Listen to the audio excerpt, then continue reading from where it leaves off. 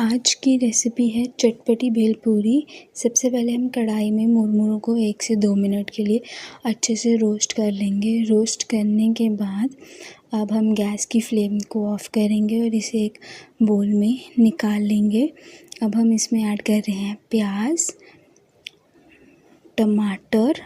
टमाटर के बाद नमकीन भुजिया के बाद अब हम ऐड करेंगे फ्राइड मूंगफली के बाद नमक अपने टेस्ट के हिसाब से, चाट मसाला, नींबू के रस के बाद कश्मीरी रेड चिली पाउडर। और अब हम इसे अच्छे से मिक्स कर लेंगे। मिक्स करने के बाद अब हम इसे एक बोल में निकाल रहे हैं अपनी भेलपूरी को निकालने के बाद और हमारी एकदम से झटपट भेलपूरी तैयार हो गई।